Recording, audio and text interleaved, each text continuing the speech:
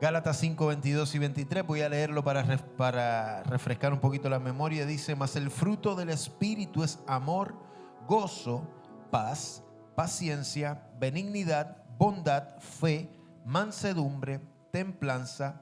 Contra tales cosas no hay ley. El Espíritu es Dios. Entonces es la obra de Él y la ley no está sobre Él. ¿Me van siguiendo? Entonces esto es un hack ahí que podemos estudiar. No voy a seguir entrando en eso porque si no es otra prédica. Pero hoy nos toca hablar un poco de lo que es el gozo, ¿no? Y como decía Joel, el fruto del Espíritu, bueno, digo más detalles, pero básicamente la manifestación del carácter de Dios, ¿no? En nuestras vidas. Y es importante entender cuando hablamos del gozo como fruto del Espíritu que no estamos hablando solamente de un momento de alegría, de un momento de estar hechos, de que logré algo, no es algo solamente emocional. Y hoy lo que yo les quiero hablar es de esa diferencia entre lo que es el gozo que me habla la palabra, este gozo que habla, que es el fruto del Espíritu Santo, y lo que es el gozo que muchas veces nosotros entendemos. Por lo tanto, como es el gozo que entendemos, también es el que perseguimos. Muchas veces estamos persiguiendo un gozo que no es el que el Señor nos quiere dar. Ahora, también muchas veces no sabemos cómo diferenciar eso. Y cuando no sabemos diferenciarlos, entramos en trampas, y el enemigo se aprovecha cuando entramos en esas trampas de comparación, de poner varas y propósitos y cosas en nuestra vida que no son las que Dios está queriendo poner. ¿Me van siguiendo? Entonces hoy quiero hablarles un poquito de esa diferencia del gozo que me habla la palabra y del gozo que muchas veces nosotros entendemos como seres humanos.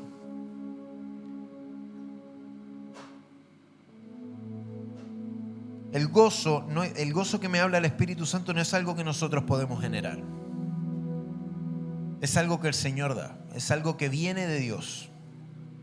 Por lo tanto, si viene de Dios, viene y crece en nosotros a medida que nuestra relación con Él va creciendo.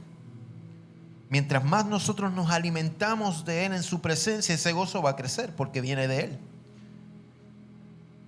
Eso es una parte clave de entender cuando vivimos en gozo.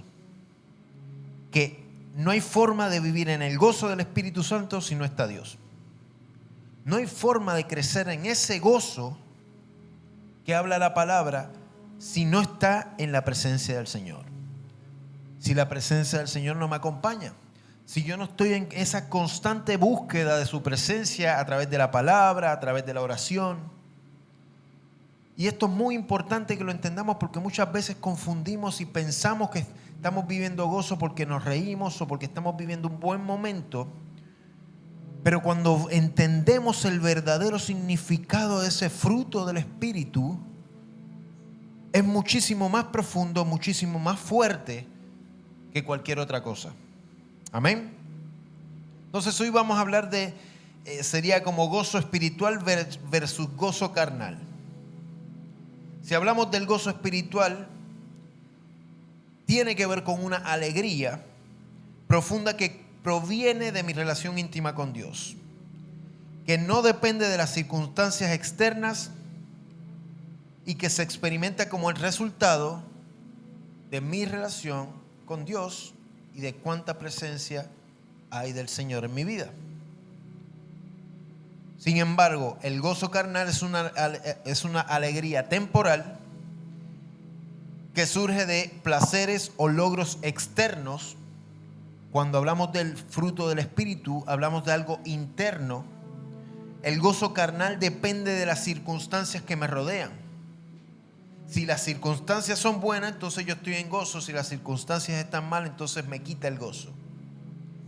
Esto es muy interesante porque yo he escuchado muchas veces frases, no, es que esta situación me quitó el gozo. Ese no es el gozo del Espíritu Santo. Porque el gozo del Espíritu Santo, el gozo que me habla la palabra, es un gozo que no te lo va a quitar ningún tipo de circunstancia, ningún tipo de situación, ningún tipo de lucha. Tiene autoridad suficiente, no tiene autoridad, no tiene el poder para quitar el gozo que solo Dios nos puede dar. Entonces, si una circunstancia te está quitando el gozo, tenés que recalibrar un poquito eso. Y el gozo no cambia las circunstancias. Cambia muchas veces cómo enfrentamos las circunstancias y cómo vivimos esos procesos. Amén. Entonces, muchos de nosotros puede ser que hoy estés viviendo alguna situación difícil, tu cabeza esté a mil, estés con una guerra impresionante, o posiblemente estés re bárbaro, dormiste bien, comiste bien, estás pasándolo bomba. El gozo del Señor, si lo ponemos así en crudo y en calle, no le importa qué estás viviendo. El gozo del Señor quiere permanecer ahí en tu corazón. Dios quiere que tú vivas ese gozo que Él da. Amén. Entonces, mientras yo voy hablando, anda analizando cómo está tu corazón, anda analizando cómo están tus pensamientos, cómo tú te ves a ti mismo. Y pedirle este gozo al Señor, que el Señor venga con este gozo, que no depende de logros externos, que no depende de placeres temporales y tampoco depende de las circunstancias. Amén. Entonces, cuando vamos a la palabra, me venía una palabra para describir un poquito más a profundidad. Es una historia que está en Nehemías, libro de Nehemías, capítulo 8. Y vemos ahí en ese capítulo 8 que el pueblo se había mandado varias macanas, había hecho varias cosas que no estaban de acuerdo con lo que el Señor les había pedido y les había marcado. Y viene Nehemías y Esdras, el profeta, y comienzan a hablarle al pueblo acerca de la ley. Ahora, ¿qué es lo que venía pasando? Les hablo un poquito de esa dinámica. El pueblo se había mandado macana y no sabía. Es como los casados, ¿no? Que muchas veces vemos que las esposas están medias enojadas y tú dices, algo sé que hice, pero no sé qué fue. Sus cejas me dicen que hice algo, pero empiezan a analizar a ver qué se me olvidó, o qué no se me olvidó, qué hice o qué no hice. O sea, empieza. Y el pueblo estaba medio así. Y Nehemías y Esdras y todo el liderazgo, ¿no? del pueblo se paran y comienzan a leer la ley. Comienzan a leerles la ley. Pero dice la palabra que comenzaron a leerles la ley de una forma que ellos lo pudieran entender, para que se dieran cuenta la macana que se habían mandado. Y a medida que iban leyendo la ley, el pueblo comenzaba a tener convicción de pecado, comenzaba a entender lo que había pasado, y dice que comenzaron a llorar. Sus corazones se comenzaron a afligir. Y en medio de que ellos estaban teniendo una convicción de pecado por su rebeldía, por su desobediencia, la palabra que viene es muy interesante, porque dice: no os entristezcáis, porque el gozo de Jehová es vuestra fuerza. ¿Sabe? Lo que estaba haciendo Esdras, lo que estaba haciendo Nehemías, lo que estaban haciendo los líderes, era confrontar el pecado del pueblo. ¿Cuál es la reacción natural cuando uno tiene convicción de pecado? Aflicción. Porque obviamente te das cuenta lo que hiere el corazón de Dios. Y en medio de eso, tú dices, bueno, no, está como tienen que estar llorando, arrepentidos, pecadores, manga de vagos, rebeldes. No, es lo que el ser humano diría, sí, es lo que se merecen, porque hemos desobedecido. La paga del pecado es muerte. Esa es como la mentalidad normal, ¿no?, que pudiera cualquier ser humano ver. Sin embargo, Esdras les dice, tranquilos, no se entristezcan, porque el gozo del Señor es nuestra fortaleza, es lo que me fortalece. Ahora, esa fortaleza no iba a cambiar las circunstancias, no iba a hacer que mágicamente las macanas que se mandaron desaparecieran. Las consecuencias de lo que vivieron fueron bárbaras, fueron conquistados, fueron destruidos. O sea, le hicieron de todo al pueblo de Israel por su desobediencia. Entonces no cambió las circunstancias, pero su corazón entendía algo muy clave, que era que la fortaleza no está en las circunstancias, la fortaleza no está en si eres bueno, si eres malo, está en Dios. Cualquier sea la situación que estamos viviendo, el gozo del Señor te dice, es tu fortaleza. Amén. Entonces ya ahí comenzamos a entender dos gozos totalmente diferentes de lo que me habla la palabra a lo que me habla mi cabeza. El gozo que yo entiendo es cuando estoy bien, cuando tengo la plata para hacer las cosas, cuando no estoy enfermo, cuando descanso bien, cuando como, cuando todo me sale bien. Ahí estoy en gozo, ahí todo el mundo baila y canta y todo. Ahora, cuando las cosas no están saliendo bien, ¿dónde está ese gozo? Y esto es clave para definir si es el gozo del Espíritu o si estoy pensando en un gozo que no viene del Espíritu. Amén.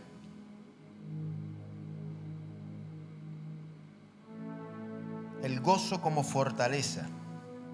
Entonces, claro, cuando hablamos del gozo como fortaleza, no hablamos de algo emocional, porque las emociones, hoy amo, mañana no amo, hoy me siento bien, mañana no me siento tan bien. Es muy ambiguo. El gozo no puede estar basado en emociones. Tampoco puede estar basado en pensamiento, en cuánto sé. Tiene que estar basado en el Espíritu.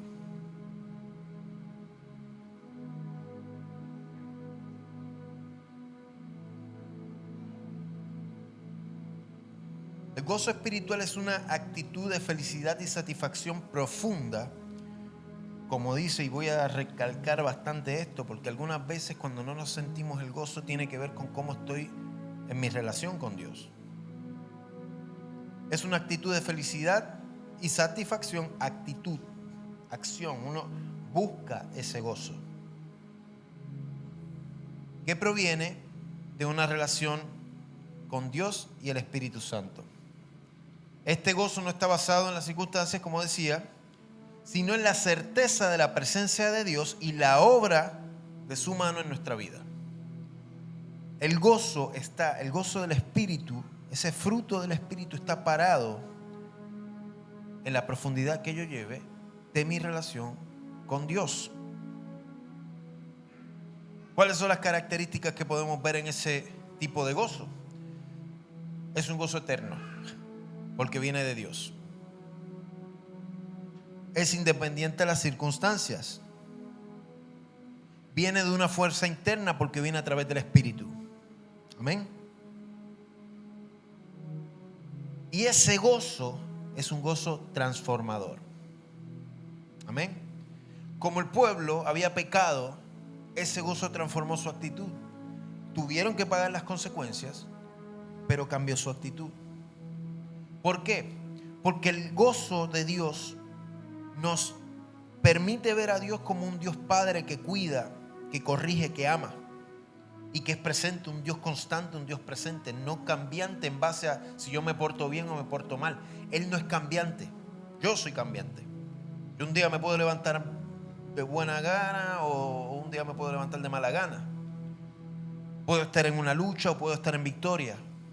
Él no, Él es victorioso, Él es constante. Entonces no varía y eso me da una seguridad. El gozo me da seguridad.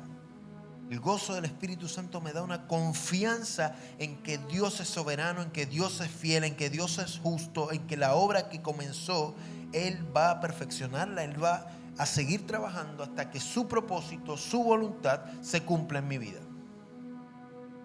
Y eso a mí me da una seguridad y me da una paz, porque no importa las circunstancias, es un gozo que transforma. ¿Por qué les doy estos detalles así? Porque cuando estés luchando es importante buscar este tipo de gozo. El gozo no es solo cuando bailamos acá en la alabanza, no es algo externo, no es algo que momentáneo, no es algo de risa solamente. El gozo está en medio del llanto, el gozo del Señor está en medio del llanto, en medio de la aflicción está el gozo del Señor. También está la risa, también está la victoria, obviamente, pero eso es natural.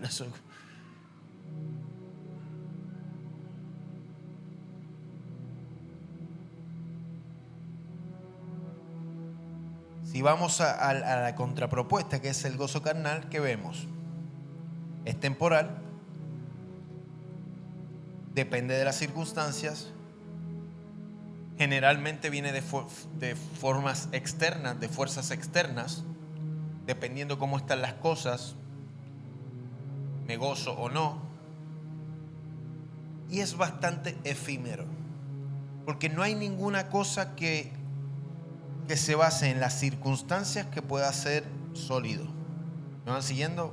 La frase es media complicada, pero no hay nada que esté basado en circunstancias, porque cuando hablamos de circunstancias hablamos de cosas que empiezan y terminan, entonces no son eternas, no son constantes. Entonces nada que esté parado en las circunstancias debe modificar, debe mover mi fe, debe mover mi espíritu y las condiciones en las que vivo.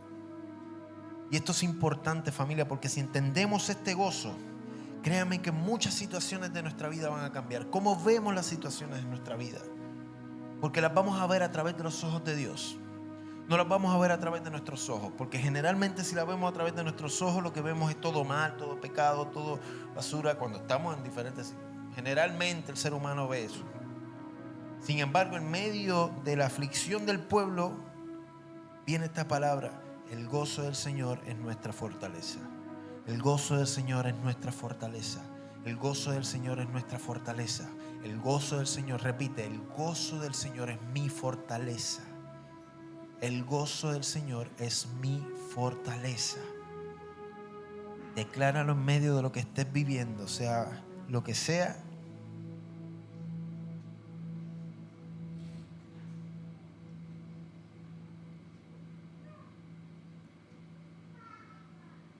La fuente del gozo espiritual proviene del Espíritu Santo y de la relación con Dios. La fuente del gozo carnal proviene de placeres externos y logros materiales. La duración. El gozo espiritual es eterno, el gozo carnal es efímero y inconstante. ¿Cuáles son los impactos que el gozo espiritual debe causar en nuestra vida? Pues debe producir una paz interior como Chifu, el de ¿cómo se llama? El de Kung Fu Panda, ¿no? Paz interior. No, esa paz interior no es la que queremos para nada. Pero produce una paz interior, una satisfacción duradera y afecta positivamente también nuestro carácter, porque nos fortalece al enfrentar las diferentes situaciones que vivimos. La carnal, pues obviamente nos lleva a un vacío porque es momentánea. Entonces en un momento nos sentimos bien, pero es como la adicción. En algún momento eso va a caer y nos vamos a sentir una basura hasta que venga el próximo gozo que nos llene de gozo, y así sucesivamente.